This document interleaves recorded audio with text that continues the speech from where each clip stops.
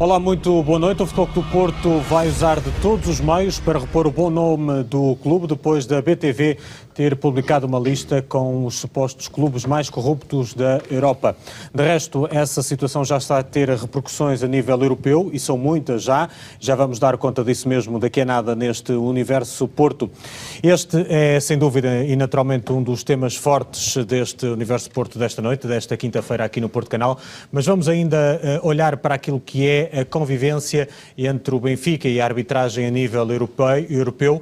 Vamos perceber como é que anda essa relação e vamos também esta noite estrear uma nova rúbrica aqui neste Universo Porto, os números da semana que vão ser escolhidos pelos comentadores deste programa, que são o Diogo Faria, o Bernardino Barros e também o António Perdigão, a quem agradeço a presença e boa noite aos três, naturalmente.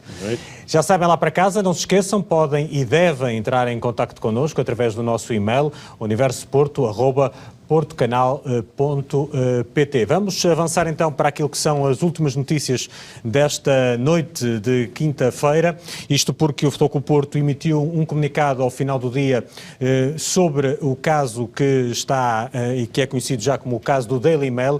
Eu recordo que a Benfica TV publicou uma lista de clubes mais corruptos da Europa, onde consta o nome do Futebol Clube do Porto no terceiro lugar, e o Porto já emitiu então um comunicado para reagir a esta polémica que está instalada, e que de resto foi instalada pela Benfica TV, e esse comunicado do Futebol Clube do Porto, que diz de uma forma bem clara, repudia naturalmente tudo aquilo que foi publicado pela Benfica TV, diz o Futebol Clube do Porto que se trata de uma falsidade, tanto mais grave quanto foi reiterada depois de o Porto Canal ter obtido por escrito do Daily Mail, através dos contactos dos departamentos jurídicos de ambas as partes, o desmentido cabal de que tal notícia alguma vez tenha sido publicada por aquele diário inglês.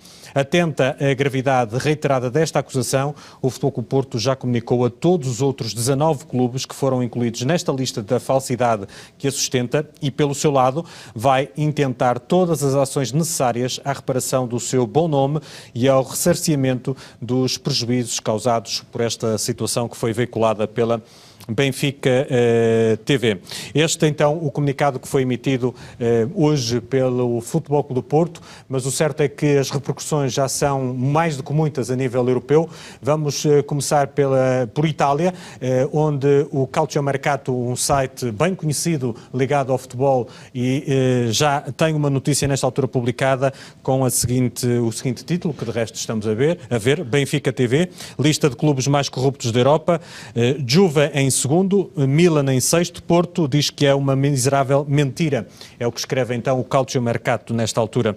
Também em Itália, um outro órgão de informação italiano, o Il Messaggero, também traz notícia e dá conta desta mesma notícia que já vai percorrendo então alguns países europeus, e também da Holanda chega-nos também já uma reação a este caso do Daily Mail que foi levantado pela Benfica TV, e no Voit Balzon escreve-se o seguinte: futebol português abalado até às bases, o maior escândalo, é o que diz esta publicação holandesa.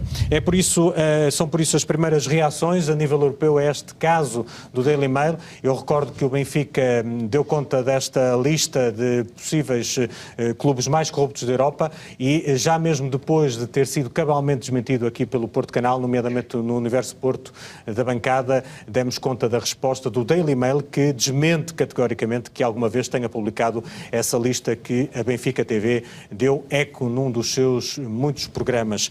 E isso foi mesmo aquilo que aconteceu, Diogo, começando hoje por ti. Ainda assim, de facto, o José Manuel Antunes e a Benfica TV insistiram em continuar a mentir, apesar de todos os desmentidos e cabais, digo eu, mais do que cabais, que aconteceram na terça-feira, não é? E agora temos também esta repercussão que já começa a ser muito notória, e ainda só vamos no primeiro dia. Eu recordo que o Porto já contactou os 19 clubes que estão envolvidos nesta lista, não é? Claro. Boa noite.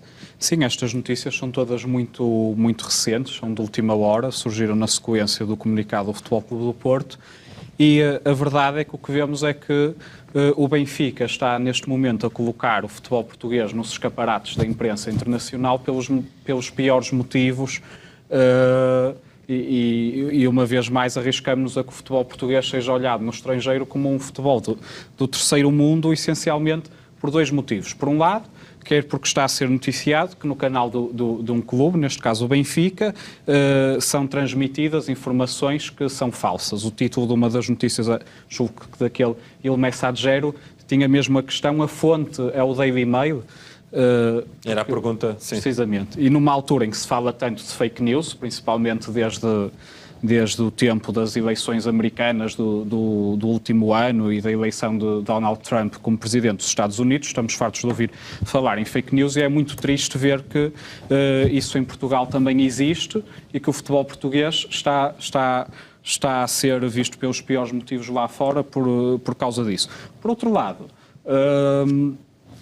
também são olhados negativamente, como é natural, as práticas que estão associadas às divulgações que têm sido feitas pelo Benfica e que em grande medida explicam porque é que o Benfica, no desespero da situação que está a atravessar, porque é verdade que o Benfica está neste momento a atravessar um período difícil, está a ser investigado pela Unidade Nacional de Combate à Corrupção da Polícia Judiciária, mesmo desportivamente não está num período muito feliz, tem jogado muitíssimo mal. Anteontem o Estádio da Luz estava às moscas no jogo de estreia da Liga dos Campeões Isto é um somatório, acaba por ser um somatório de... Deixa-me, antes de poderes continuar, deixa-me também aqui recordar aquilo que a Benfica TV fez, nomeadamente no dia de ontem, através do seu diretor, tentou de alguma forma afastar-se de todo este caso e vamos então ouvir aquilo que o diretor da Benfica TV teve necessidade de fazer no arranque do programa de ontem, demarcando-se então, ou tentando demarcar-se daquilo que é o caso do Daily Mail. Vamos ouvir. Os comentadores preparam as intervenções e expressam as opiniões sem que o façam em nome do Sport Lisboa Benfica, como é óbvio. As opiniões dos comentadores não vinculam oficialmente o clube, porque os comentadores não fazem parte da estrutura diretiva e organizativa do Sport Lisboa Benfica.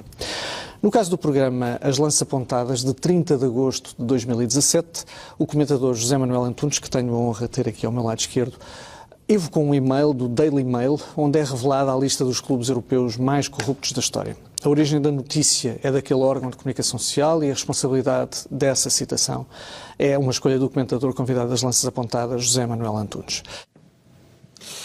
Isto foi a explicação que sentiu necessidade o diretor da Benfica TV de fazer relativamente a este caso, foi no dia de ontem, mas já ontem, e depois do Porto Canal ter desmentido categoricamente esta notícia vinculada pelo comentador José Manuel Antunes, o mesmo José Manuel Antunes voltou e reafirmou novamente que a notícia existe, agora já não lhe chama notícia, chama-lhe e-mail do Daily Mail. Vamos ouvir aquilo que ele disse ontem à noite. Durante 3 semanas foram sendo enviadas mensagens através do Facebook e do WhatsApp por diversas pessoas do Benfica sobre este mail, a falar neste mail. E eu tentei investigar e só quando tive a certeza absoluta, quando tive as provas definitivas e absolutas, é que falei aqui assim, desde o princípio de agosto que eu tinha o primeiro toque sobre esta coisa.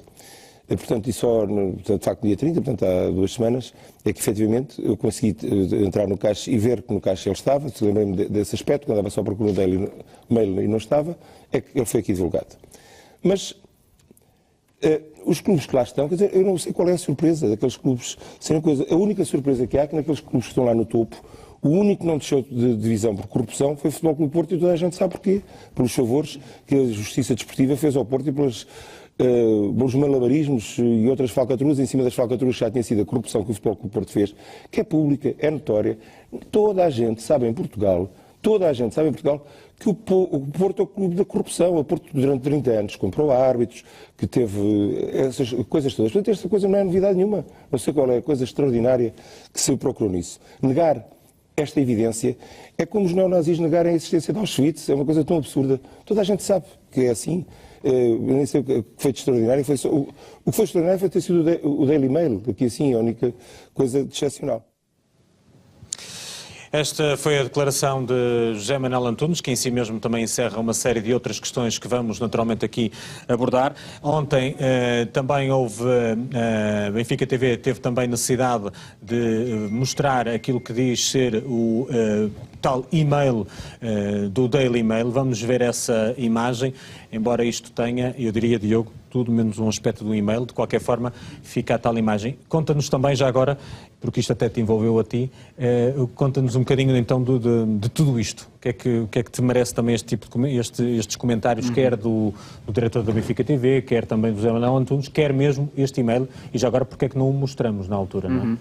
Sim, eu começo então por comentar... São várias coisas, não é, que eu queria que vocês comentassem. Sim, pelo diretor da Benfica TV, e volto a sublinhar que o apresentador daquele programa, aquele senhor que vimos há bocado, que se chama Ricardo Palacino, é o diretor do canal, e eu acho que é muito significativo a necessidade que ele sentiu de esclarecer duas vezes, porque foi mal... Abriu o programa, ele explicou que as opiniões, aquilo é um programa de comentário, as opiniões dos comentadores não são vinculativas em relação ao clube, e depois mais à frente voltou a dizer exatamente a mesma coisa. E o diretor da Benfica TV só sente essa necessidade porque está a assumir tacitamente ou pelo implicitamente que se trata de um assunto grave que afetou o seu canal. E eu gostava de rebater alguma da sua argumentação. Por exemplo, ele diz que o programa Lanças Apontadas, que é um programa semanal de quarta-feira, não é um programa informativo, não é um noticiário, por isso os conteúdos que lá são apresentados não são notícias. Bem, e isso é verdade, em tese e em abstrato. Neste caso, foi apresentado um conteúdo que se dizia que surgia a partir de uma notícia publicada num jornal inglês. Por isso, é uma notícia, não é uma notícia que aparece num programa não informativo. E sendo, como foi cabalmente provado pelo Futebol Clube do Porto, falsa, é uma notícia falsa, é uma fake news. Então, o que é que se nota? Eu tenho aqui mesmo uma citação de Ricardo Palacino. Ele disse: a origem da notícia é aquele órgão de comunicação social e a responsabilidade dessa citação é uma escolha do comentador José Manuel Antunes. Estas palavras seriam aceitáveis há uma semana, antes de o Futebol Clube do Porto ter obtido do jornal inglês do Daily Mail um desmentido formal, por escrito, do Departamento Jurídico do Futebol Clube do Porto, do Daily Mail, aliás, em relação a esse ranking que nunca existiu, nunca foi publicado, nem na versão online, nem na versão impressa do Daily Mail, nem naquela data, 12 de janeiro. Estamos a ver o desmentido.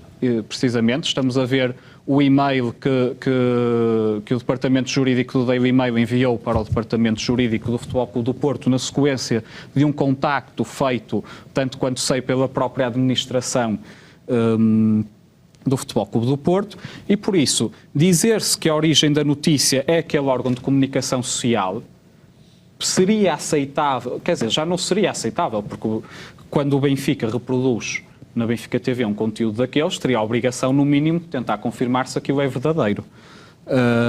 Mas pronto, dando isso de barato, num programa que acontece depois de, no Universo Porto da Bancada, ter sido divulgado este e-mail que prova que aquela notícia é falsa, é ridículo e inaceitável que na Benfica TV se continue a dizer que é verdadeira. E depois acrescenta o Ricardo Palacino, e a responsabilidade dessa citação é uma escolha do comentador José Manuel Antunes.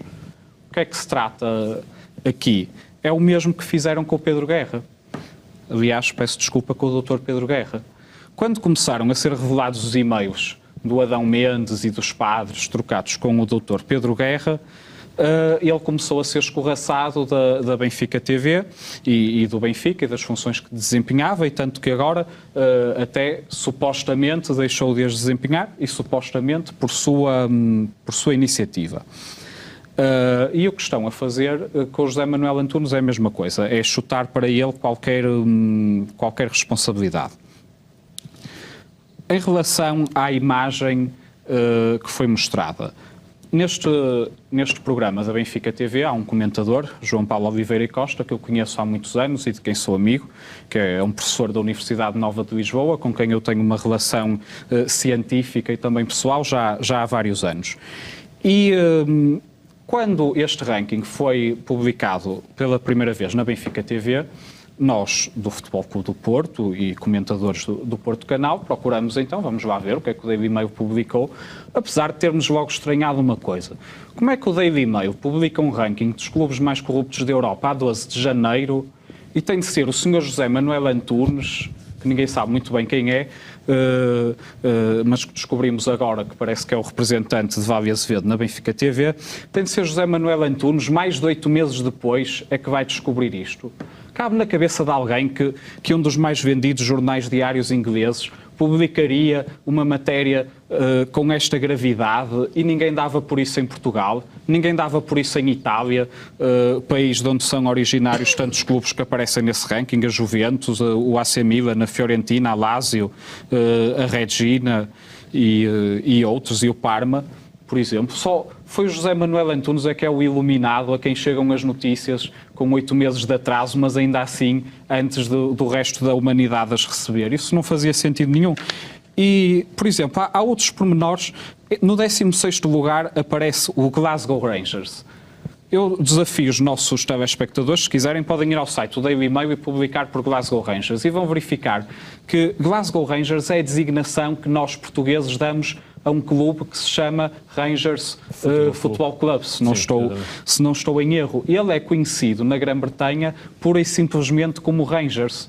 No Daily Mail, eu fiz isso ainda há pouco, aparece o Rangers contratou o Pedro Caixinha, não aparece o Glasgow Rangers. Por isso, nunca um jornal inglês escreveria Glasgow Rangers como está naquela imagem que estamos a ver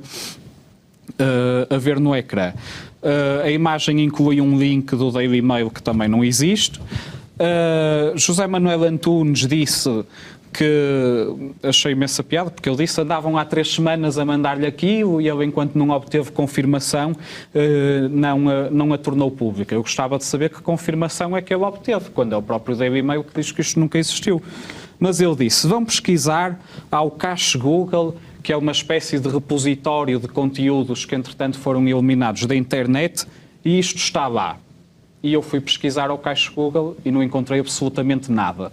Pedi a amigos meus para fazerem o mesmo. Eu não sou propriamente uma pessoa muito profissional nesse tipo de tecnologias, por isso pedi a pessoas que sabem mais do que eu e que se mexem melhor do que eu nesses meios para fazerem o mesmo. Fizeram, não encontraram absolutamente nada. Por isso, espero que José Manuel Antunes, que o representante de Vale Azevedo na BTV, consiga esclarecer isso.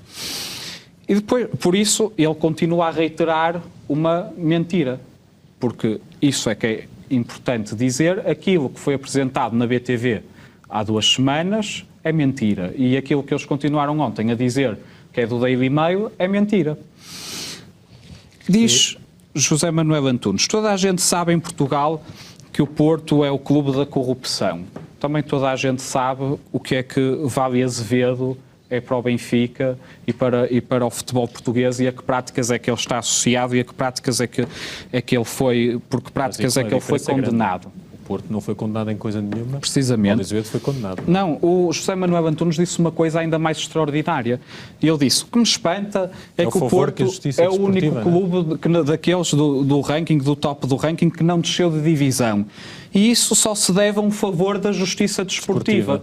Isto é brincadeira. Eu recordo que o Futebol Clube do Porto foi julgado, e os seus dirigentes, no âmbito do processo apito dourado na Justiça Civil, e foi ilibado em todos os julgamentos. O Futebol Clube do Porto foi julgado na Justiça Desportiva e aí sim foi objeto de uma primeira condenação.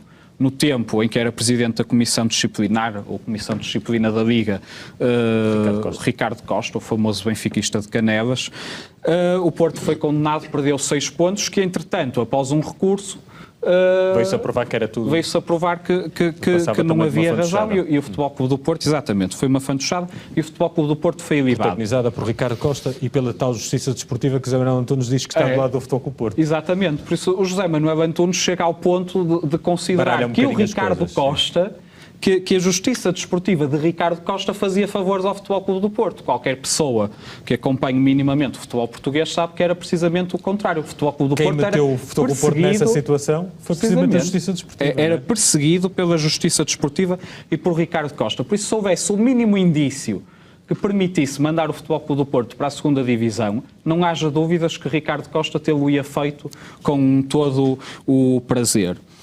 Pois há outras coisas. Eu tenho dificuldades em encontrar palavras para comentar as coisas que diz José Manuel Antunes, porque aquilo atinge um nível que de facto é...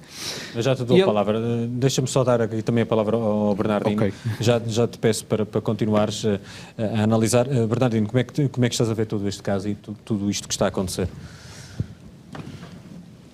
Não me admira absolutamente nada, sabes que às vezes é necessário fazer, antes de mais, boa noite a todos. Boa noite. Ao Diogo, ao António, a ti e a quem está em casa.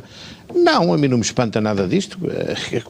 Diz uma coisa, como é que isto pode espantar se efetivamente, ou seja, habituados a vir de onde vem tudo isto, se nós olharmos para as fontes oficiais que normalmente são citadas, com notícias perfeitamente inventadas, ultimamente foram-se buscar fotografias de há 3 anos ou 4 com os adeptos a acenar lenços brancos, como se fosse de ontem. Quando se inventam todos esses tipos de notícias, que são as tais fontes oficiais que depois os jornais citam. Com uma particularidade, com o conhecimento da direção do Benfica. Claro que evidentemente, não é? Portanto, a partir daí, desde o momento em que tens em programas de televisão da Benfica TV, com um longo historial, desde incitamento ao ódio, desde desejar a morte a um dirigente do Futebol Clube do Porto, ao seu presidente, neste caso. Portanto, admira-te alguma coisa? A mim não me admira. Admira-me é não ter, de facto, isto nenhuma consequência. Isto através da ERC, não é? Pronto. Mas isso também são outros casos, porque normalmente é aquilo que eu costumo dizer, queixam-se da ERC que o seu diretor ou o seu presidente, que é do Porto, mas esquecem-se de muitas outras coisas. Mas não é por aí, também não vale a pena. Portanto, a mim não me admira absolutamente nada que isto esteja a acontecer. É fuga para a frente. E porquê? Porque a partir do momento, e compreendo sinceramente, que é normal que vincule apenas os comentadores. A direção da BTV, a BTV, o Benfica, não tem nada a ver com isso, é evidente. Agora, já tem a ter, e já tem, que é o mesmo que eu te trazer aqui, uma notícia qualquer que eu resolvo trazer aqui para a discussão. E que tu, como apresentador de programa, e neste caso responsável pelo Porto Canal, que és tu que estás a ser aqui neste momento, é evidente, resolves pegar na fotografia, enfim, tudo aquilo que eu trouxer para fundamentar essa notícia e resolves publicá-la. A partir do momento em que o estás a fazer, estás a ir contra aquilo que é o código deontológico, ou seja, não estás a verificar se a notícia é verdadeira ou se não há, estás a atirá-la nitidamente para o ar, acreditando-te apenas em alguém que é comentador. Também não o podes fazer. Não é? Também não o podes fazer, independentemente de ser um espaço de informação ou não o podes fazer. Como responsável, mais a pessoa em causa é o diretor da Benfica TV. Portanto, também não é uma pessoa qualquer. Portanto, a partir daí teria que haver muito mais cuidado. Como não o houve, como começou a haver repercussões, neste caso, conforme houve noutros, mas alguns deles são abafados porque os jornais não querem ir para diante, não é? Evidentemente que então aqui há que dar uma no cravo e outra na ferradura. Ou seja, nós não temos nada com isto, afasta. Isto não é informação, afasta. Mas, no entanto, pusemos no ar as falsificações, que eu não sei se são falsificações ou não. Estamos a falar de uma coisa. Não só puseram, como ainda foram fazer o grafismo. Está bem, mas estou a falar de uma coisa. Não sei que coisa é aquela, conforme diz lá já foi e-mail, o comentador, notícia, exatamente. Não sei que coisa é aquela. Utilizando os termos próprios também do comentador. Foi o coiso, não é? Pronto, foi o coiso do Daily Mail, foi uma coisa que era uma notícia, depois foi uma coisa que era um e-mail, depois era outra coisa que era a caixa, ou seja, afinal de contas na caixa está mesmo caixa porque não foi encontrada, portanto a partir daí há alguma coisa que não está mal, que não está bem. Continua mal a explicação, continua mal a divulgação da notícia depois de ter sido avisado, portanto a partir daí não há nada que me admire. Muito sinceramente, não é por aí que estas coisas me admiram. José Manuel Antunes, aquilo, e o facto de reiterar a mentira, apesar de todo o desmentido que foi feito aqui. Como é que tu vês? E como é que vês também tudo aquilo que o Diogo estava aqui há pouco a falar, de chamar ao Porto o clube corrupto, de dizer que a Justiça Desportiva fez favores ao Futebol Clube Porto, para o ilibar... A única coisa que eu sei, e isso ninguém o pode negar, os factos são evidentes, isso é aquilo que eu sei. É evidente que estamos aqui e temos que dissociar duas coisas. Uma a Justiça Desportiva e a outra a Justiça Civil.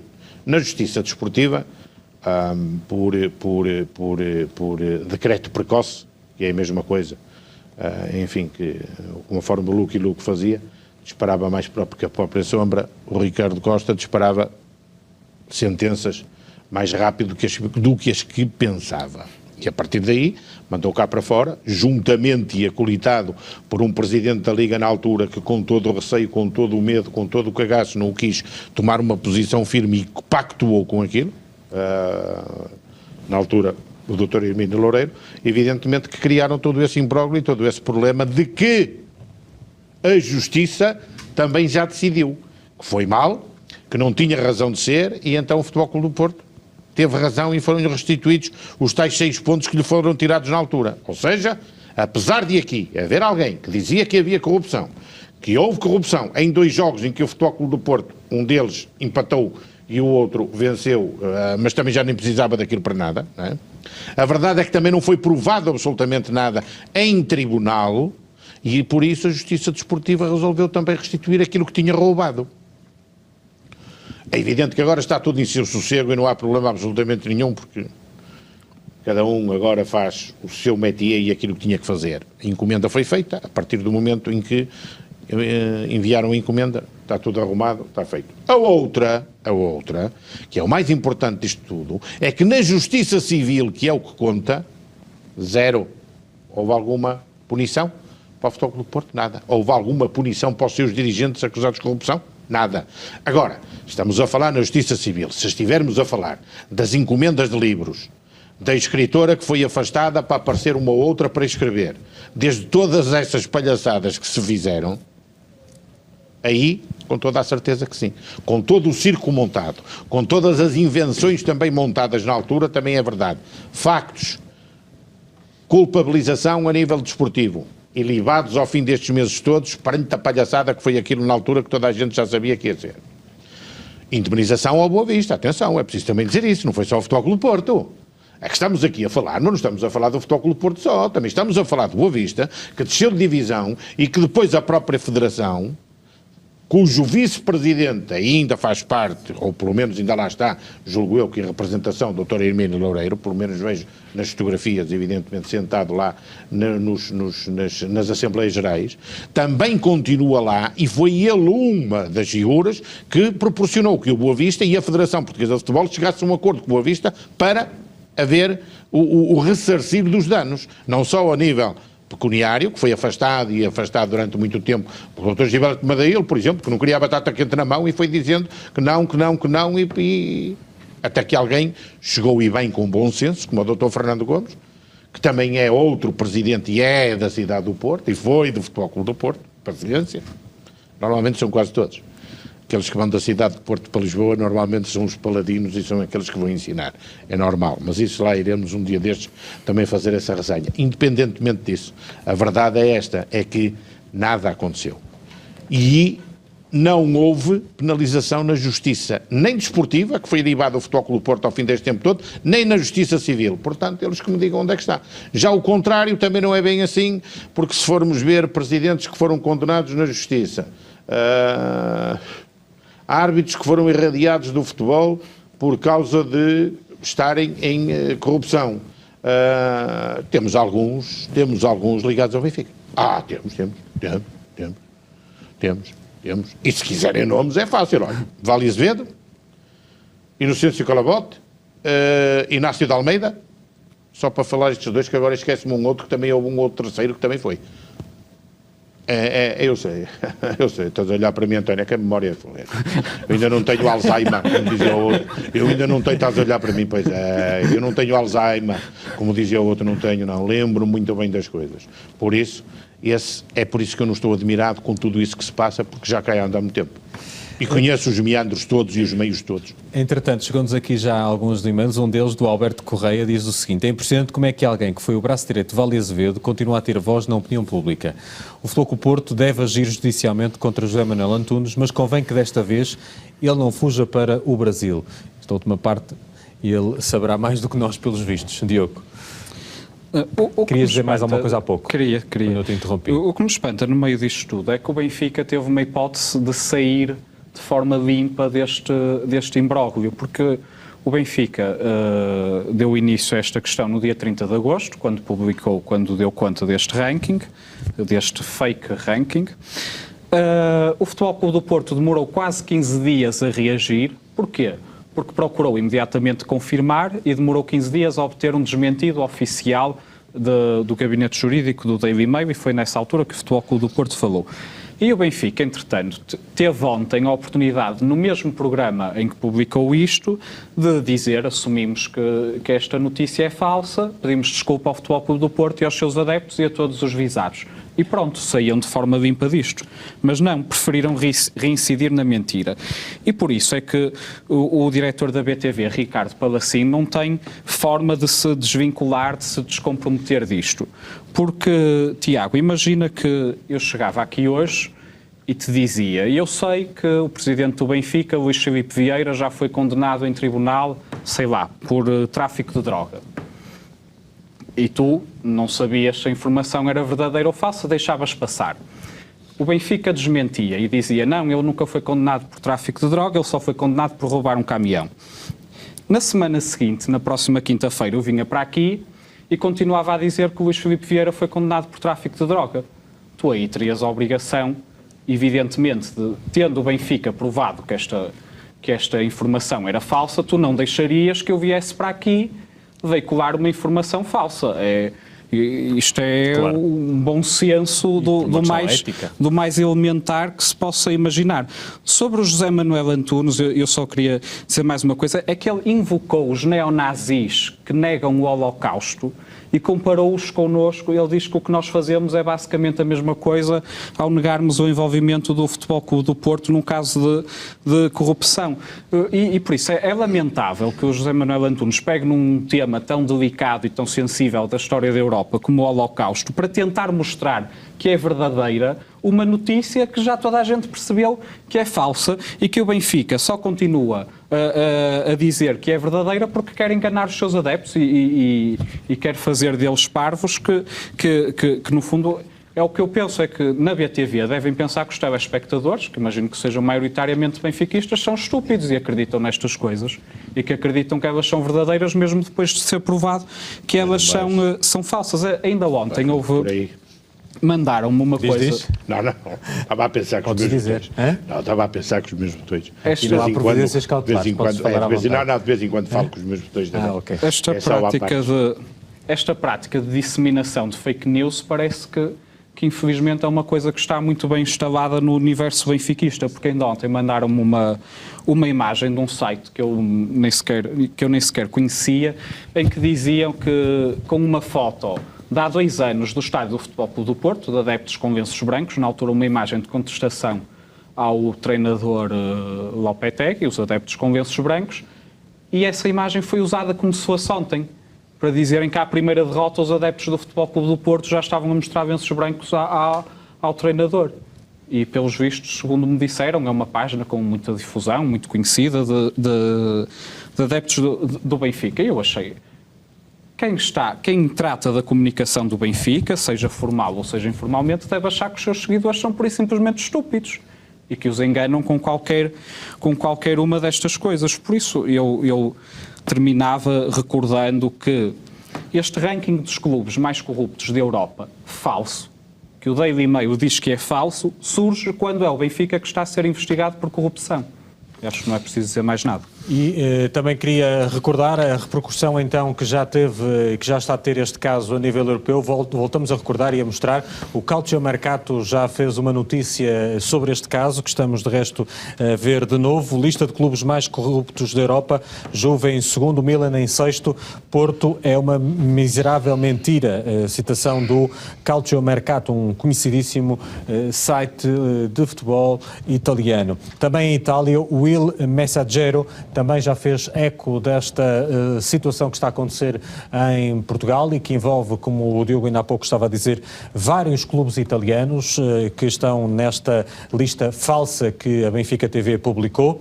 E também na Holanda, também já há uma notícia a circular no Voet Balzon a dizer: futebol português abalado até às bases, o maior escândalo. É o que se escreve nesta altura também na Holanda a propósito deste caso que a Benfica TV patrocinou e divulgou relativamente a uma falsa lista de clubes mais corruptos da Europa. Deixa-me só partir para o próximo tema, só acrescentar aquilo que eu disse há pouco, que o terceiro elemento da arbitragem que me faltava era Reinaldo Silva. Não, está relembrado. Olha, a propósito de e-mails, deixem-me só ler este e-mail do Paulo Cruz, que diz o seguinte: é caso para dizer, escreve ele, porque é que o Benfica haveria de ser responsável pelo que o seu canal transmite? Aliás, o Benfica nem sequer tem um canal de televisão, tem apenas um conjunto de câmaras organizadas. Escreve o Paulo Cruz com bastante piada, diria eu, e bastante sentido de humor. Vamos avançar neste Universo Porto de quinta-feira. Vamos agora falar da relação que o Benfica tem com as arbitragens a nível europeu. As coisas não estão a correr nada bem, ao contrário daquilo que acontece em Portugal. E queria agora, António, também que te introduzisses na nossa conversa e neste debate em particular, porque tem a ver com a arbitragem. Como especialista de arbitragem do Porto Canal, queria que analisássemos aquilo. O Benfica teve mais um penalti assinalado nesta... Contra, exatamente, nesta primeira jornada da fase de grupos da Liga dos Campeões. Aliás, a propósito, até se calhar vamos já ouvir essas declarações do antigo jogador Pedro Henriques, a propósito também desse jogo com o CSKA de Moscovo, o que é que Pedro Henriques até sugere que os jogadores do Benfica possam fazer. Vamos ouvir. Os jogadores do Benfica vão ter que tentar cavar um penalti. Não é bonito, não é? Tem que ser algo parecido com um penalti, claro. Os jogadores do Benfica vão ter que tentar cavar um penalti. Não é bonito, não é? Tem que ser algo parecido com um penalti, claro. Pedro Henriques, então aqui a falar então, e a dar uma sugestão aos jogadores do Benfica. Vamos então olhar também para os números, e antes de dar aqui a palavra ao António, para os números que nós também recolhemos, e os números não mentem. Neste caso, vamos olhar para dizer que na Europa o Benfica nos últimos 8 jogos teve 5 penaltis assinalados contra si, o que dá uma média de 1.6 por jogo.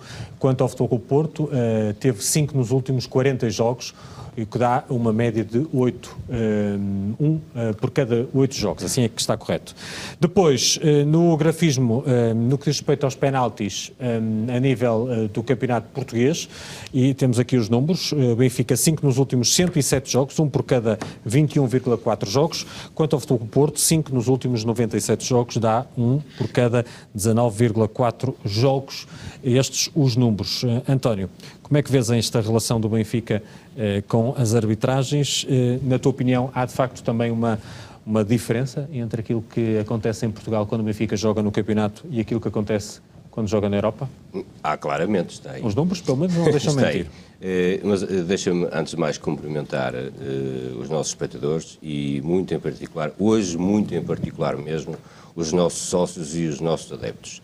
E eu estou a fazer estou a frisar este cumprimento, esta saudação lá para casa, exatamente no seguimento daquilo que foi agora aqui falado, que se apresentaram imagens de lenços brancos de há 2 anos. E eu quero cumprimentar muito especialmente aqueles que ontem, apesar do resultado adverso que aconteceu aqui no Estádio do Dragão, tiveram o cuidado de, no final, aplaudir durante imenso tempo a equipa, de a chamar para aplaudir. Aliás, o treinador do Besiktas realçou esse facto no final da sua conferência de imprensa. Portanto, especialmente para esses, um cumprimento de muito boa noite e que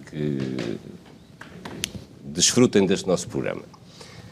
Também quero cumprimentar todos os presentes, naturalmente, e sobre aquilo sobre a questão que me colocaste muito concretamente. Ora bem, eu vou limitar-me... Teve 5 penaltis assinalados contra si. Eu vou limitar-me... 8 jogos europeus. Eu vou limitar-me... O Porto teve 5 nos últimos 40. Muito bem. Eu vou limitar-me a fazer uma análise, tanto quanto possível, exclusivamente à parte desportiva. Há duas formas de encarar esta situação.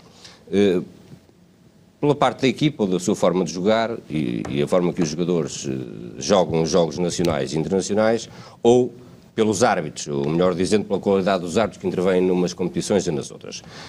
Começando por aquela que me parece que devemos excluir logo à partida, lamentavelmente, em relação ao que vamos falar a seguir, mas aquela que devemos excluir logo à partida, não me parece que a forma de jogar da equipa, neste caso do Benfica, porque nota-se que há aqui uma discrepância muito grande nos números, não parece que a forma da equipa seja a razão para que isto aconteça, uma vez que, até por experiência própria, nota-se, e eu via isso, e nota-se nos jogos que vamos podendo apreciar, os jogadores correm muito mais riscos nas competições nacionais do que correm nas competições internacionais. Portanto, não me parece de forma nenhuma que seja pela forma de jogar da equipa que isto acontece. Esta discrepância grande nos números. Não acontece porquê? Desculpa. Não. Aquilo que me parece que acontece de facto é por causa da qualidade das arbitragens, da qualidade dos árbitros.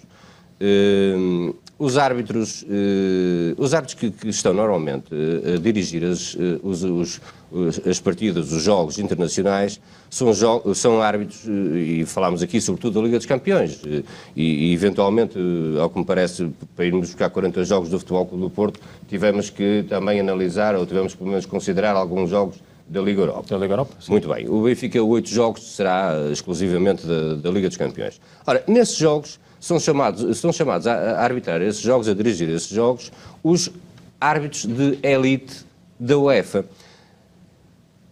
Isto carece aqui de uma pequena explicação. Os árbitros internacionais são árbitros com as insígnias FIFA, são árbitros que são indicados por cada uma das federações nacionais, portanto, associadas da FIFA, indicam um determinado número de árbitros, até um limite máximo de 10, e portanto, é fácil entender que qualquer país, qualquer federação, indica os seus melhores árbitros para serem promovidos a internacionais.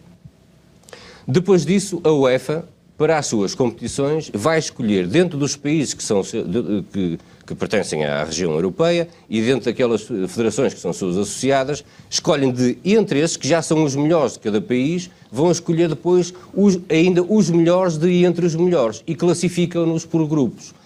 O grupo de elite, que são os melhores de todos, são aqueles que dirigem os encontros da Liga dos Campeões.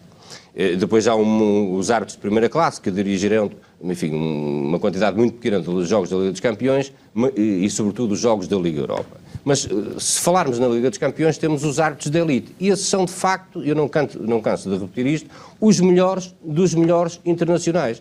Ora, se nós temos jogos arbitrados por árbitros qualificados daquela forma, é natural que o rigor que eles põem em campo, a sua técnica de arbitragem, os conhecimentos das leis, a sua forma física, enfim, tudo isso, a sua movimentação no terreno de jogo, tudo isso seja incomparavelmente superior à média daquilo que será a arbitragem no nosso campeonato nacional. E de lembrar que nós temos aqui dois árbitros portugueses, o Jorge Sousa e o Artur Soares Dias, que estão nos árbitros de primeira classe da elite, que será o segundo escalão, segunda classe, perdão, da UEFA, que será, assim, a modo que o segundo escalão de árbitros da UEFA.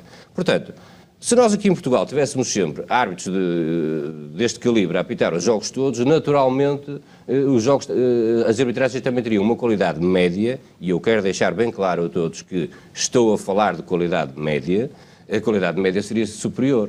Mas não, nós temos que, os jogos têm que ser arbitrados por quase todos os árbitros que compõem o nosso quadro de primeira categoria.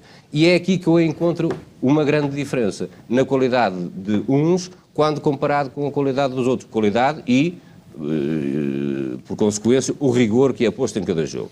Também há que considerar, e isto não é de sumenos importância, a pressão que é exercida sobre os árbitros, tanto a nível internacional como a nível nacional. Vamos ver. Este árbitro que veio aqui ontem, este árbitro inglês, esta equipa de arbitragem que veio aqui ontem... Jovem árbitro inglês. Não. Muito bem. Ele chegou cá nova vaga. Ele chegou cá, o Anthony, Chegou cá na terça-feira,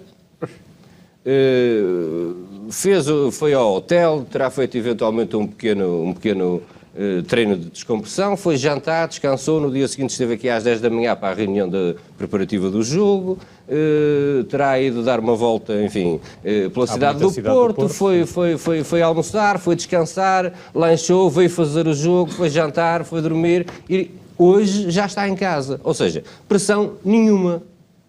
Não tem que ver e ouvir aquilo que a comunicação social diz da sua arbitragem, os adeptos dos clubes não estão lá em Inglaterra, ficaram cá em Portugal, não é? A vida social que ele faz no trabalho, no colégio dos filhos, na rua onde vive, na cidade onde vive, também não é nenhuma, ninguém é adepto nem do Porto nem do Besiktas, portanto ele está bem. Aqui em Portugal não é assim. Aqui em Portugal, a partir do momento em que é conhecida a nomeação dos árbitros, imediatamente se começa a falar sobre o árbitro. Seja comunicação social, seja adeptos, sejam vizinhos, seja o que for. O árbitro vai fazer o jogo, aquilo corre bem, correndo bem há sempre um que perde, e havendo um que perde há sempre alguém que se queixa. Se correr mal, temos conversa durante não sei quantos dias. A pressão é completamente diferente. E mesmo aquela pressão que era até aqui mais leve, que é a pressão, eventualmente, dos adeptos, está transformada neste momento numa pressão que é pública, através das redes sociais. Qualquer adepto hoje tem acesso às redes sociais e faz de expressar com uma velocidade enormíssima qualquer tipo de pressão sobre os árbitros. Por fim, eu quero chamar aqui a atenção para um pequeno ponto. Isto já está considerado há muito tempo, isto não é novo. E a tal ponto que, no nosso atual regulamento de arbitragem, eu vou pôr os óculos que é para não me enganar, no seu capítulo 3, artigo 9, ponto 3 também, está prevista possibilidade de termos nos nossos campeonatos profissionais árbitros estrangeiros a arbitrar. Isto não é por acaso que está previsto. Está previsto exatamente porque em situações de muita pressão no nosso campeonato, e porque já em tempos se falou imenso nesta possibilidade, sob determinadas, enfim, regras, condicionalismos, que depois o ponto 3 do tal artigo 9 do capítulo 3º especifica.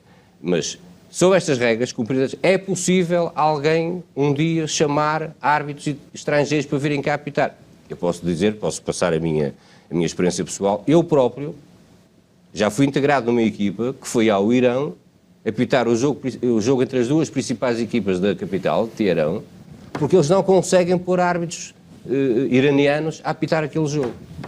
Tem mesmo que vir alguém de fora, porque a pressão é tão grande que se vive antes e depois do jogo, que eles têm que chamar alguém de fora. É exemplo disso, já está previsto aqui. Eu espero que isto nunca aconteça. Eu sei o mal que fiz em ter aceito aquele convite, não pela experiência, não pelo jogo, mas porque foi, assim, de certa forma, um desprestígio para os meus colegas iranianos na altura. Mas, de qualquer das formas, está previsto. E está previsto é por alguma razão. É exatamente pela pressão que é sentida. Estas duas razões, a qualidade dos árbitros e a pressão que é sentida numa competição e na outra, podem justificar que haja uma discrepância tão grande entre as grandes penalidades assinaladas nas competições nacionais e nas competições estrangeiras. Os árbitros estrangeiros são menos permissivos? Mas os números já apareceram, não? Ainda não vi. Já. Já? Mas podemos mostrar outra vez. Não vi, é melhor que é para ver também. Sim, é isso. 5 penaltis contra o Benfica nos últimos 8 jogos europeus, é um número que salta à vista, e o Futebol Clube Porto teve 5 nos últimos 40 jogos. Estás-me a perguntar se os árbitros são diferentes. São. Não querendo, obviamente, entrar em terrenos que não são meus, também lembro aqui que é verdade que, conforme disse ali o António bem, que normalmente os árbitros são escolhidos, e digo eu, indigitados, ou se quiseres, fornecidos pelo Conselho de Arbitragem dos respectivos países e depois dados pela Federação respectiva, que são eles que têm que dar o nome precisamente dos árbitros internacionais que sobem internacionais. Não é por admirar que, de facto, os 2 melhores árbitros portugueses também sejam chamados, enfim, para apitar alguns jogos, embora, ultimamente, e desde portanto, a saída de Pedro Proença, não tenhas nenhum árbitro também nas fases finais dos europeus e mundiais, o que também é um pouco sintomático daquilo que nós vamos tendo. Sintomático também é quando tens como nomeação para árbitros internacionais 2 nomes que tinham apitado, se não estou enganado, na altura em que foram nomeados ou que foram indicados, tinham apitado 2 jogos apenas do Campeonato Nacional. O que quer dizer que, e os nomes eram e são Sérgio Pescarreta e João Pinheiro. Este primeiro, Sérgio Pescarreta, como desceu de divisão, obviamente que foi substituído agora este ano, creio eu, pelo Luís Godinho. Exatamente. Portanto, logo aí temos um árbitro que foi indicado para internacional com apenas 2 jogos, desce no mesmo ano em que é indicado, desce em Portugal. Portanto, deixa de ser internacional e é substituído pelo Luís Godinho, e depois temos o João Pinheiro com 2 jogos também. Quando a base é esta, quando a capacidade de nomeação de um país é este, obviamente que temos grande diferença. Não estou a compará-lo com os árbitros lá fora também. Agora, há grande diferença, claro que há, e basta ver uma coisa, basta ver o... Deixa-me só fazer uma ressalva. Nos outros países também se passa isso, eles também têm logo 10 bons, e depois têm os outros que são perfeitamente normais. Tem outros que são bons. Portugal não é diferente em coisa nenhuma. Aliás, temos um Portugal não é diferente em coisa nenhuma. Eu sei que não. Nem melhor nem pior, exatamente. É que também não quer dizer, e não é uma maneira de aferir se efetivamente são ou não são bons árbitros, precisamente pelo grau de internacional que lhe é dado, não é? Porque, como nós vimos, pelo exemplo português, não é bem assim. Independentemente disso, a única coisa que também há é que, para além dos cartões e disso, há uma maneira de apitar diferente em Portugal do que se apita precisamente nos jogos internacionais. E isso é patente naquilo que nós estamos habituados a ver nos cartões, nas admoestações, nas grandes penalidades, em tudo aquilo que é feito em Portugal, na arbitragem dos 3 grandes, por exemplo, se quiserem, e depois o que é o comportamento destes mesmos jogadores habituados a esse modo de jogar, chegando aos jogos internacionais e sendo quase sempre admoestados com cartões amarelos, com expulsões, com grandes penalidades, porque aqui não estão habituados a isso. Há uma proteção enorme, é verdade. Depois, basta atentar noutra coisa que também era giro de se fazer. Era ver o tempo médio de jogo jogado nos jogos portugueses e o tempo médio de jogo jogado nos jogos internacionais. Nem vale a pena ir por aí, não é? Pronto. Portanto, essa é outra questão que é muito importante para se poder também aferir o que é que são as arbitragens de um e do outro, que não há perda de tempo, não há histórias, ou seja, de jogadores a cair, a tirarem-se constantemente para o chão, porque normalmente eles privilegiam o jogo e o jogo é para ser jogado, não é para ser interrompido a favor. Eu tinha deixado, mas já que falamos nisso, eu tinha deixado, enfim, para o fim, e para tu veres o que de facto é a capacidade, tudo isto que nós falamos e dizemos, depois é preciso ser coerente. E nós temos um editorial, precisamente, do José Manuel Delgado, no jornal onde ele escreve e onde também faz entrevistas ao Primeiro-Ministro, que, salvo erro, foi no dia 8 deste mês, exato, em que se congratula por a Federação Portuguesa de Futebol fazer um pungente apelo ao fim do discurso de ódio dos agentes esportivos, que tem como principal vítima a arbitragem e o futebol, que é insuportável e inaceitável. Isto, desde que eu falei discurso de ódio até inaceitável e insuportável, é do comunicado da própria Federação. No entanto, ele também tem esta pérola. Nunca, como hoje, a insinuação e a calúnia foram a regra e não a exceção. Isto escreve José Manuel Delgado no seu editorial, dizendo precisamente aquilo que ele condena, que é a denúncia, a insinuação e a calúnia. Agora atentemos, isto no dia 8, atentemos no dia 12, 4 dias depois, na crónica que fez sobre o jogo do Benfica nas competições europeias, apitado por um senhor chamado Undiano Malenco, árbitro espanhol. Este é um mau árbitro, chama-se Undiano Malenco. É árbitro internacional espanhol. Os espanhóis continuam a ter muita força na UEFA. Na altura em que ele foi internacional, tinham mais, porque tinha o Ángel Vilar como presidente da Federação e vice-presidente da UEFA e com um elemento no Comitê de Arbitragem da FIFA. Portanto, havia muito árbitro espanhol mau a ter grandes oportunidades para subir. Este foi um desses que apanhou o elevador do Ángel Vilar e nós vamos vendo ao longo das épocas os jogos do Campeonato Espanhol e ele é um árbitro que deixa muito a desejar. Para quem criticava a insinuação e a calúnia, posso-te dizer que isto é brilhante. Outra das coisas que eu solicitava, ou a quem tiver em casa, se quiser, é apenas a substituir aqui um Diano Malenco por outro nome qualquer, em vez de dizer o Ángel Vilar, dizer enfim, presidente do Conselho de Arbitragem qualquer, e se calhar temos aqui algumas parecenças entre Espanha e Portugal. Diogo, quem sai prejudicado também no meio disto tudo também são todas as equipas que acabam por defrontar o Benfica, não é? Pois. De alguma forma, nem que seja de forma indireta. Algumas de forma direta, não é? Eu queria só fazer aqui uma nota na sequência da saudação do António Perdigão aos nossos adeptos, que é justíssima e que eu subscrevo. Ontem o Estádio do Dragão vai celebrar em breve 13 anos de vida, e esta foi a 4ª melhor assistência de sempre num jogo da fase de grupos da Liga dos Campeões, e só superada por assistências em jogos contra o Arsenal, o Zenit e o Chelsea. Mas a notícia vinha onde? Foi uma informação que me foi dada, imagino que não tenha vindo em lado nenhum. Eu conjuguei que era no Record, porque essas do Record, atenção que no início podem vir com 58% só da lotação, mas depois já sobe. Exato. Em relação a este tema dos amarelos, os números falam por si, a discrepância é enorme. Eu acho que devemos ter em consideração exatamente os penaltis, não é dos amarelos, é dos penaltis. Os números falam por si, devemos ter em conta os fatores que foram ditos, que os árbitros têm menos pressão, são árbitros de grande qualidade, mas eu acrescentaria, o Benfica está mal habituado, o Benfica está habituado a jogar de uma maneira em Portugal que lhe permite passar impune. Nós não vemos o Eliseu em jogos das competições europeias fazer o que faz nos jogos em Portugal. Ou o Pizzi. Ou o Pizzi, por exemplo, não leva um cartão. Pois,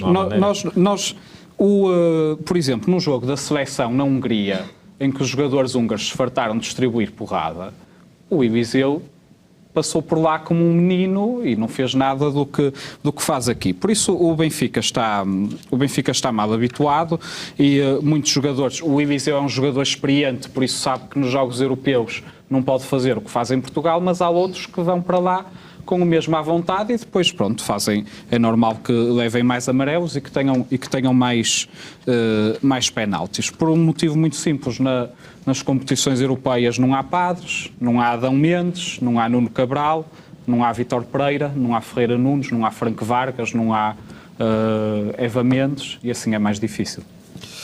Muito bem, vamos passar para um outro tema deste universo Porto e que, Diogo, tem a ver com a criação de uma conta Twitter por parte do Benfica, uma conta com algumas particularidades, diria eu, e que vale a pena a gente falar sobre elas, ainda que de forma sucinta. Julgo que temos um print screen dessa conta. É uma conta que não está disponível para o público. É uma conta Benfica Press, neste momento tem 49 seguidores. E é uma conta que vem na linha da opacidade que já caracteriza há algum tempo a comunicação do Benfica. No Benfica há muitas dificuldades em dar a cara. Por exemplo, a entrevista do Luís Filipe Vieira de 7 de junho, curiosamente o dia seguinte à divulgação dos primeiros e-mails, foi adiada, ainda não se concretizou, não sabemos quando é que vai ser dada a entrevista de Vieira à RTP. Durante várias semanas o Benfica esteve em silêncio sobre os e-mails. Só falavam de vez em quando alguns jornais, sempre aquele jornal que o Bernardino referiu, aliás os dois que o Bernardino referiu, o do Delgado e o outro, eram sempre fontes oficiais, anónimas, diziam exatamente a mesma coisa que era outro. Hoje ao Correio da Manhã é a mesma coisa, uma fonte oficial anónima. E esta conta do Twitter é o quê? É uma conta que a generalidade das pessoas não pode ver, é uma conta que serve para difundir propaganda do Benfica a jornalistas criteriosamente selecionados pelo Benfica. Quem quiser, qualquer jornalista pode mandar para lá um e-mail, isso é dito na página, e o Benfica escolhe aqueles que julga que são merecedores da graça de receber os bitites, como nós costumamos dizer, do Benfica. Não, informação oficial, não é cartilha. São bitites. É cartilha, não. É? Não é cartilha. Não sei, no Twitter são mais pequenos, porque são... é Twitter. Eu digo que são bitites. Por isso é mais um meio de comunicação opaco para um clube bastante opaco, mas que felizmente tem vindo a ser despido muitas vezes aqui neste canal. Outra das notícias que o Benfica vai querendo, ou das mentiras que o Benfica vai querendo vincular na opinião pública, tem a ver também com o facto de Domingos Soares de Oliveira ter sido nomeado ou eleito para a direção da Associação Europeia de Clubes, Bernardino. Não deixa de ser curioso se recuarmos alguns anos. Mas ainda bem. Fazem notícia disso, mas... Exatamente, é evidente. Cada um faz notícia daquilo que quer e propagandeando. Eu acho bem. Acho bem que Portugal que deva estar e os dirigentes portugueses que devam estar representados nas mais altas instâncias desportivas. Lembrar também que isto a nível de futebol, é evidente que noutras também já tivemos e temos no COI muitos dirigentes portugueses. A nível de futebol vamos tendo também.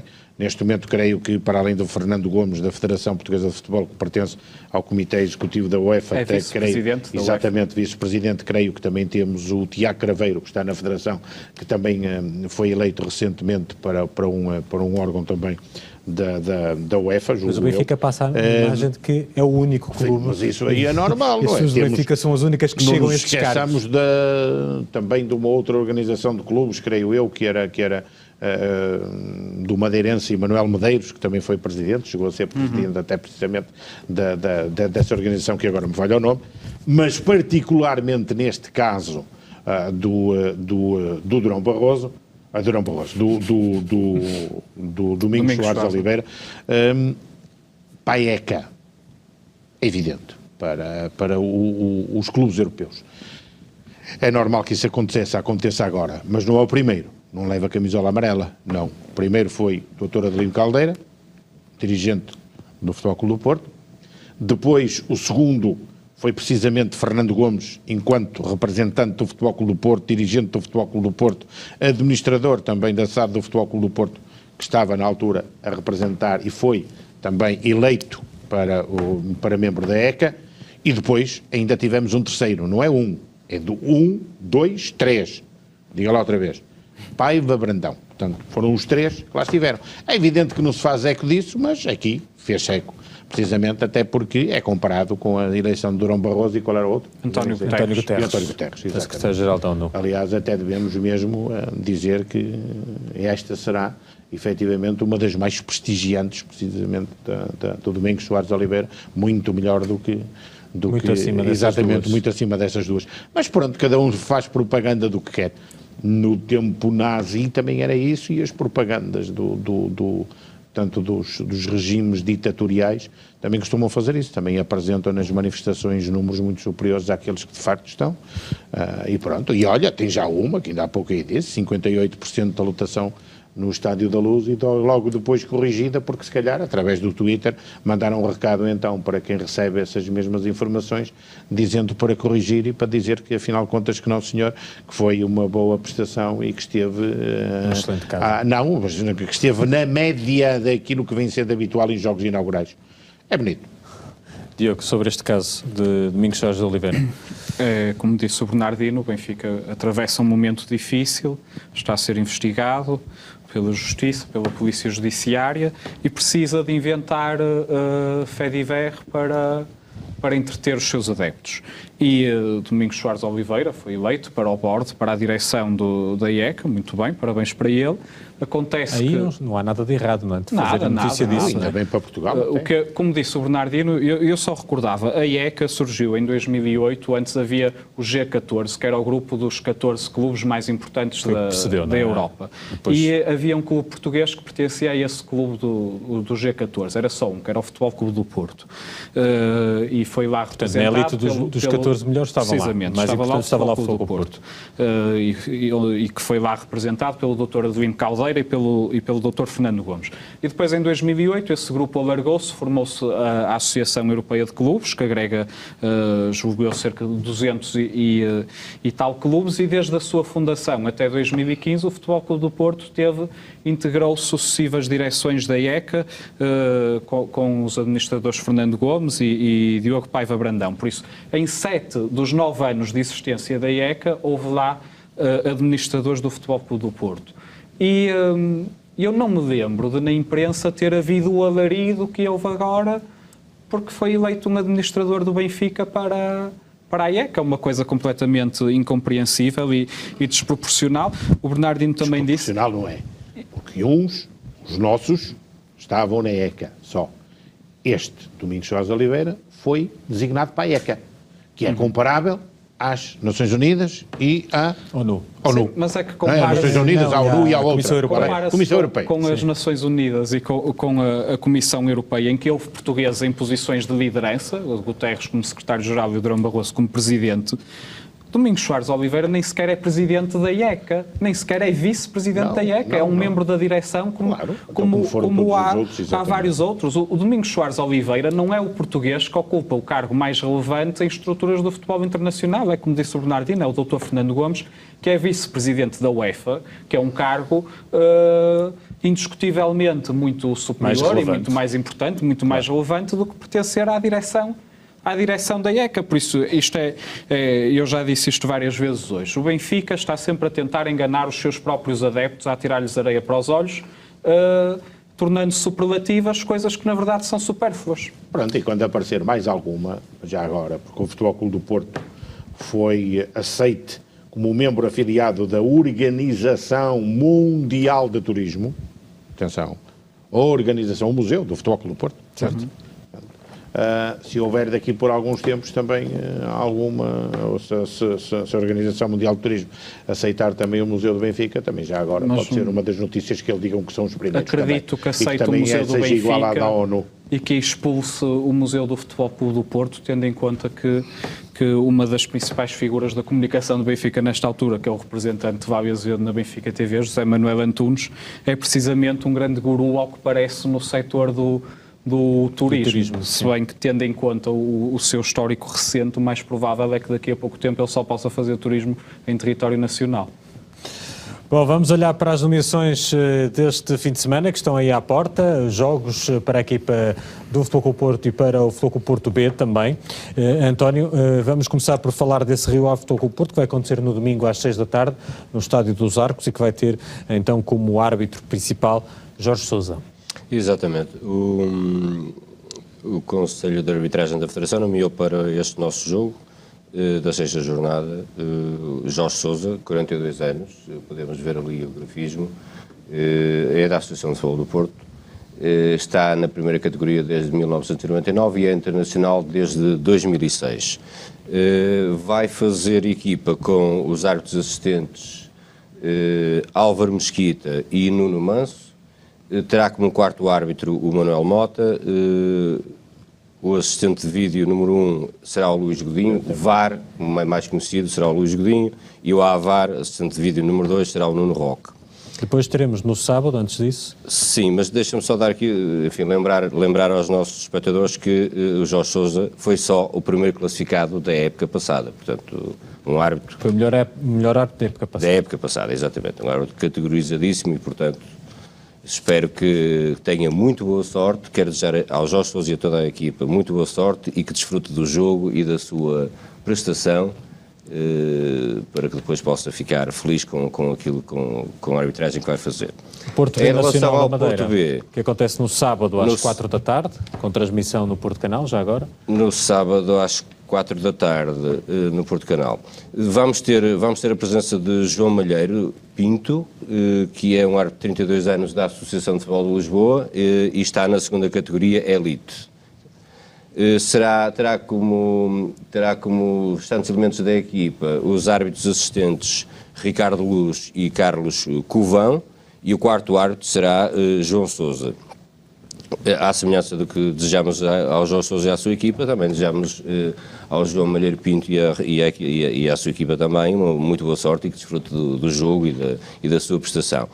E acho que temos tudo para ter dois bons jogos este fim de semana, um no sábado e o outro no domingo, a equipa B e a equipa A, portanto vamos aguardar pelos resultados. Muito bem, vamos agora também nós avançar para uma nova rúbrica deste Universo Porto. Vamos para os números da semana.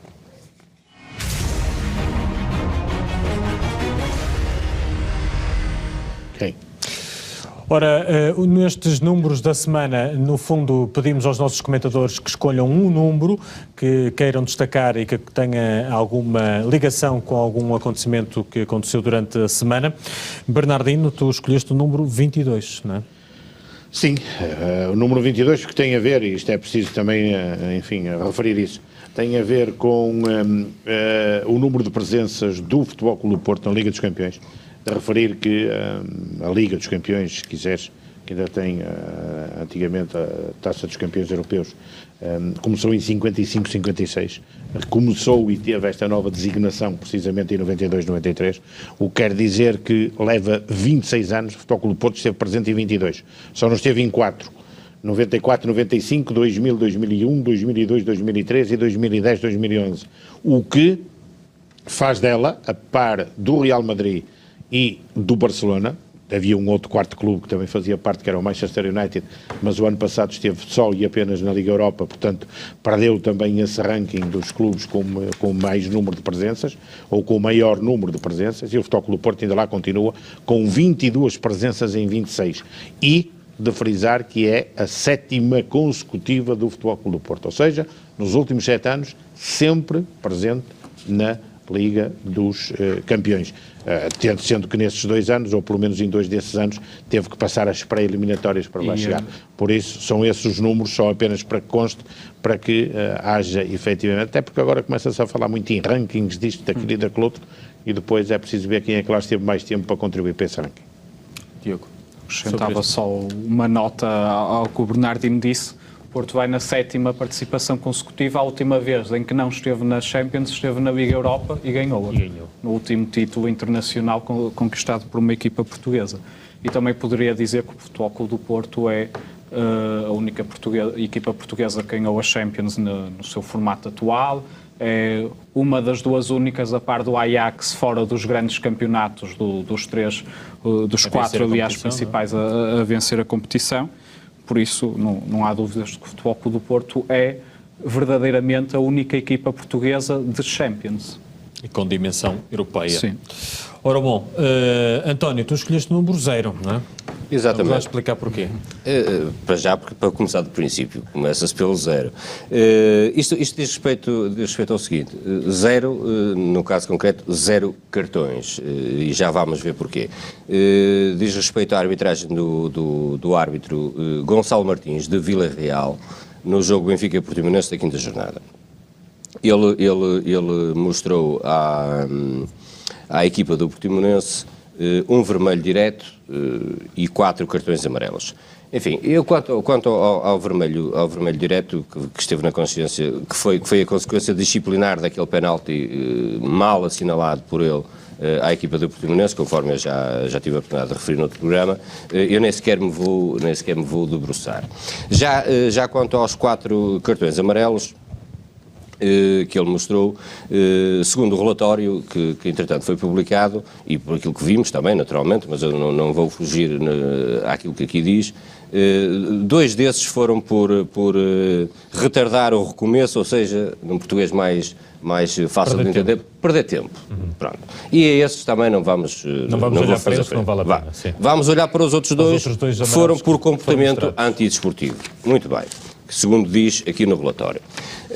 Eu antes disso, gostava que... Eu pedia que, para vermos aqui um primeiro bloco de imagens, com 2 cartões, com estes 2 cartões, que é para podermos analisar... Estamos a ver as jogadas que deram origem aos tais 2 cartões.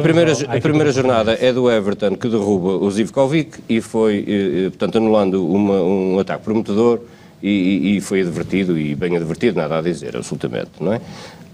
A segunda jogada é o Pedro Sá que atinge Pizzi e ao jogar a bola de forma negligente e, portanto, também foi advertido. Aliás, aqui ele foi tão rápido na advertência que aqui já tinha exibido o cartão amarelo ao jogador do Porto. Ele, quando lá chegou, já levava o cartão no ar e advertiu. Este foi o critério do árbitro. Portanto, dos 4 amarelos, 2 acabámos de ver porque é que exatamente, que era para podermos aferir do seu critério. Agora eu pedia para depois de revermos estes dois lances. Vamos ver outros 2 lances. Vamos pedir para introduzir aqui no programa o segundo bloco, que diz respeito a 2 lances dos jogadores do Benfica. Neste caso, o primeiro é o Seferovic, que pisa Pedro Sá, conforme podemos ver na imagem, e o segundo caso que vamos ver é Lisandro, que pontapeia o Fabrício. Nestes 2 lances foram assinaladas as respectivas faltas, mas não foi mostrado nenhum cartão. Há só a sanção técnica e sanção disciplinar, nada. Mas, o segundo, tua opinião devia ter sido, é isso? Eu vou deixar para o fim essa observação, porque eu vou convidar os nossos espectadores a chegarem a alguma conclusão. Eu pedia que lançassem o terceiro, nesse caso o terceiro bloco, e vamos ver 3 lances. O primeiro do Eliseu, que pisou o Wellington ao ponto de lhe tirar a bota. Vamos ver uma imagem mais aproximada. Se vê o jogador do Portimonense ele está ali a calçar a bota. Ele foi pisado, a bota foi tirada pelo pé do Eliseu. E como vemos... Mas aqui o árbitro nem sequer falta Nem sequer falta marcou. Aliás, este segmento são 3 lances em que... Este é o outro, não é? Nem falta, nem cartão. Aqui vemos o Pizzi que atinge o Denner mais uma falta que não foi assinalada. E a situação é exatamente a mesma. E esta aqui então? Esta aqui é o Zivkovic que agarra quase que placando o Manafá e nem falta nem cartão mais uma vez. Podemos ver, o jogo segue normalmente. Vamos rever todos estes lances. António? A conclusão, eu convido os nossos espectadores a tirá-la. Nós vimos o critério que o árbitro utilizou no princípio para advertir os jogadores do Portimonense e vemos agora estas 5 faltas, 2 delas, enfim, foram penalizadas tecnicamente, mas as 3 últimas nem falta foi assinalada, portanto... É 0, é exatamente 0. É um 0 que contribui em grande parte para aquilo que falei há pouco, que é para a qualidade média das arbitragens, quando comparada com a qualidade média das arbitragens dos jogos internacionais pelos árbitros de primeira categoria da UEFA ou de elite, e é um 0 que, enfim, este será de facto o meu último comentário, é um 0 que me parece muito exagerado. Mas por defeito. Parece muito exagerado e eu convido os espectadores, os adeptos do futebol em geral, a analisarem estes 7 casos. 2 foram sancionados disciplinarmente com amarelo aos jogadores do Portimonense. Os outros 5, fica à apreciação de cada um. Qual é a tua apreciação, Diogo? Eu posso dar a minha apreciação. Tu podes, sim. Não, eu até agradeço ao António ter trazido estes lances, porque eu não vi o jogo, porque não tenho BTV e faço questão de não ter, e só tinha visto o resumo, e estes lances não aparecem nos resumos, e de facto eu tinha a ideia de que a arbitragem teria sido má, porque o Benfica empatou com um penalti inacreditável, que resulta de uma simulação do Sálvio, e agora confirmei que houve uma dualidade de critérios gritante em lances que não são tão mediáticos, que não são aqueles que são discutidos pela maioria das pessoas, que foram o do fora do jogo do Portimonense e o do penalti. Por isso agradeço ao António, porque de facto o que se viu foi mais um espetáculo da arbitragem portuguesa na Luz, em que o beneficiado foi o do costume. Bernardino, sobre estes lances que vimos então, referentes ao número 0 escolhido pelo António. Normal, foi bem escolhido. Essa arbitragem não é o meu métier. Olha, Diogo, vamos ao teu número. Escolheste que número? Escolhi o 3. Porquê? Porque 3 é o tempo médio, cerca de 3 minutos, que demora entre o Benfica sofrer um golo e estar em situação de desvantagem e ser-lhe assinalado um penalti a favor. Neste campeonato, já vamos na 5ª jornada, e o Benfica esteve em desvantagem 2 vezes, no jogo com o Rio Ave e agora neste último jogo em casa com o Portimonense. No jogo com o Rio Ave, o Benfica sofreu um golo e passado 4 minutos e 19 segundos teve um penalti. No jogo com o Portimonense, o Benfica sofreu um golo, estava a perder e passado 2 minutos e 41 segundos teve um penalti. Por isso isto dá em média, se eu não tiver feito mal as contas, cerca de 3 minutos e 20 e poucos segundos. O que é bastante significativo sobre o que têm sido as arbitragens em Portugal ao longo dos últimos anos e mantém-se esta época, principalmente no caso, eu acho, mas também a arbitragem não é, obviamente, o meu métier. Acho que nenhum destes penaltis era era penalti. A doutrina divide-se, não é?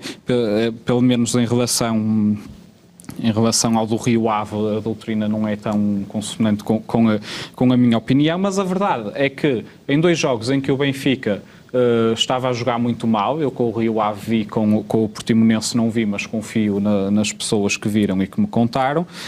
O Benfica estava a jogar muito mal, fica em situação de desvantagem e muito rapidamente, ou seja, em média cerca de 3 minutos depois, lá tem o penalti que permite empatar o jogo e relançar esse jogo, com a agravante no caso do Portimonense de ainda ter havido uma expulsão. O Portimonense fica a jogar com 10 e o Benfica depois conseguiu dar a volta com aquele golo do jogador que a bola no dia seguinte ou 2 dias depois comparava à Maradona.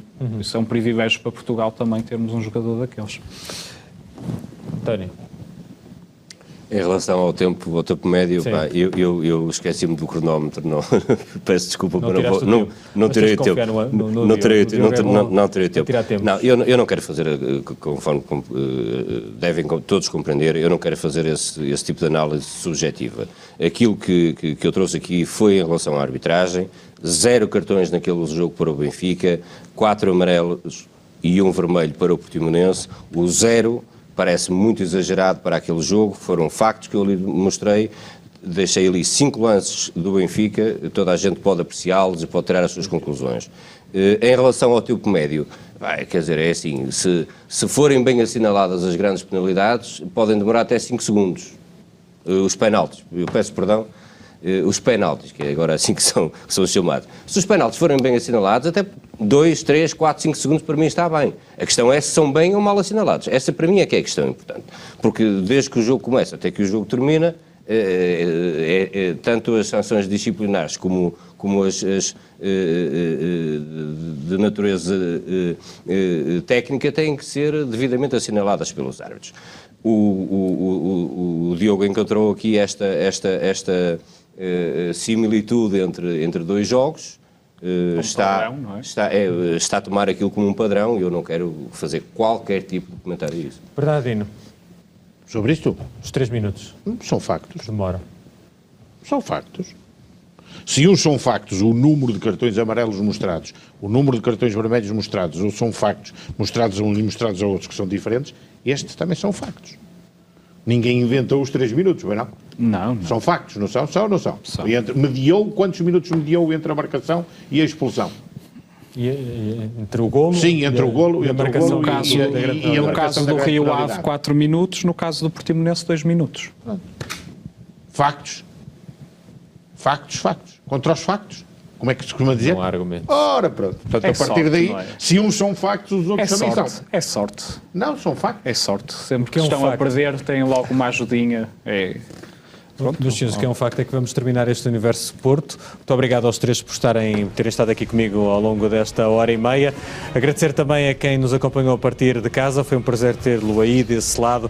Já sabe, vamos voltar na próxima semana, quinta-feira, às 10h30 da noite, como é habitual, também no sítio habitual que é o Porto Canal. Muito obrigado. Boa noite.